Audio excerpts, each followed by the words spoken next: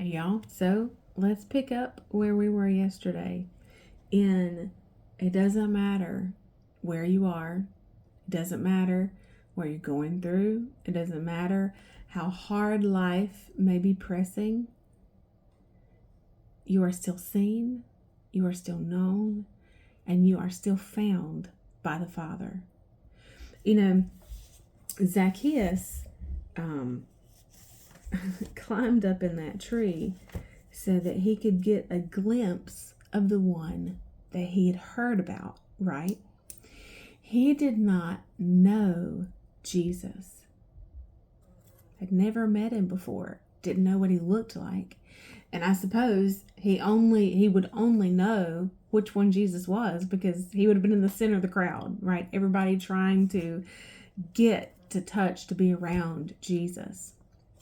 And so Zacchaeus did not have to know Jesus before Jesus called him by name. He didn't have it all together. He was still a tax collector. He had still been stealing from people. And Jesus still called him by name. The scripture says that his own people hated him. But after his encounter with Jesus, he was a new man. And that's how it is when we have that encounter with the Father, when he turns the logos to ramos, when he finds us where we are, is that whatever the problem was is not as heavy as it used to be, because he has infused us with his strength. We remember we are not alone. Paul says in 2 Corinthians chapter 4, this is the verse that you're familiar with, very familiar with, I'm certain. But he says, we are hedged in, we are pressed on every side, troubled and oppressed in every way, but we are not cramped, we are not crushed. We suffer embarrassments, and we are perplexed and unable to find a way out, but we are not driven to despair. We are pursued, persecuted, and hard driven, but not deserted to stand alone. We are struck down to the ground, but we are never struck out and destroyed. Now, Paul is saying this because of the persecution that he is receiving for spreading the good news, the gospel of Jesus Christ. We are not experiencing what Paul experienced.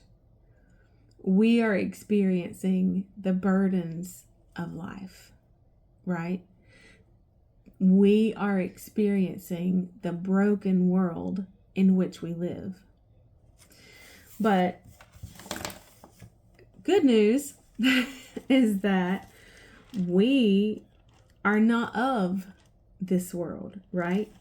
We live in this world, but we are not of this world. Our home is in heaven. Our citizenship is in heaven. And the King of Glory is well able to take care of, provide for, and look after his children. Think about that for just a moment. And that's when we go back to Joshua chapter 1. That's what God told Joshua, knowing the battles that Joshua was going to get into, that he was going to have to fight, the struggles that he was going to have to overcome. He's coming into leadership right after Moses, and Moses was foreshadowing of Jesus. Moses was Moses. God used him and his obedience to free the Israelites and take them back to the promised land. And Joshua comes in, to complete that transition into the promised land. And it would be easy to be overwhelmed, a little bit insecure. But Joshua was not. Because he knew the God of Israel. He had covenant with and intense fellowship with the God of Israel. If I want Him to uphold me like He upheld all of those people we read about in the Bible, then I'm going to have to push everything else aside. And as Aslan said in the silver chair, remember the signs. Remember the signs. Nothing else matters.